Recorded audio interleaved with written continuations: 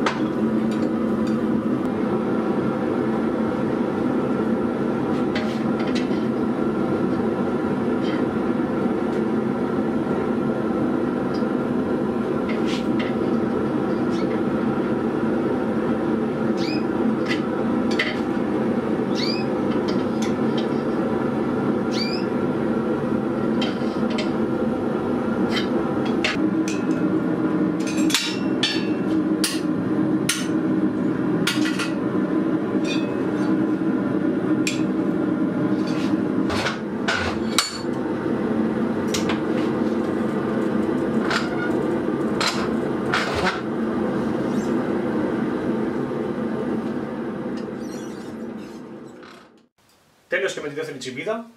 Όπως είδατε, κάποια στάδια τα προσπέρασα γιατί είναι ακριβώς τα ίδια όπως και στην πρώτη. Το μόνο που αλλάζει είναι δηλαδή μπροστά όλη η δουλειά, στο σημείο που συγκρατεί δηλαδή το μέταλλο. Θα φέρω την κάμερα να τις δούμε λιγάκι πιο κοντά και πώς είναι ο τρόπος ο οποίος πιάνουν το μέταλλο οι τσιμπίδες αυτές. Εδώ είμαστε. Λοιπόν, αυτή είναι η πρώτη.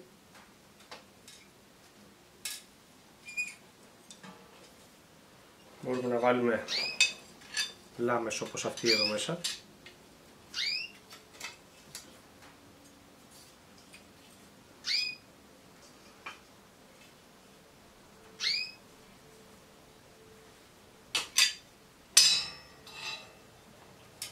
Ή και μικρότερες.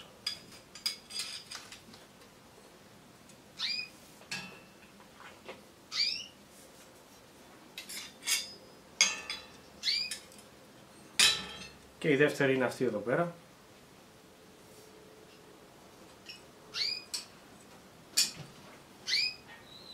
Με αυτά τα μάγουλα μπροστά.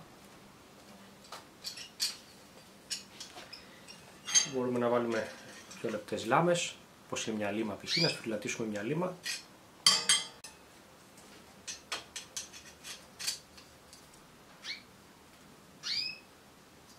Δύο τσιμπίδες λοιπόν που δεν είχα και ήταν μια ευκαιρία να κάτσω να τις φτιάξω.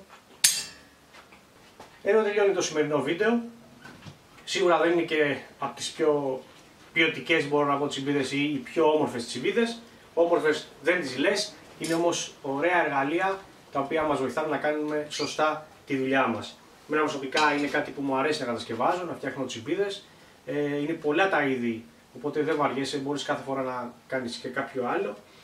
Και σίγουρα λείπανε από τη συλλογή μου, όπως είπα. Αυτά. Ελπίζω να σας άρεσε, να περνάτε όμορφα και θα σας δω στο επόμενο βίντεο. Ευχαριστώ πολύ.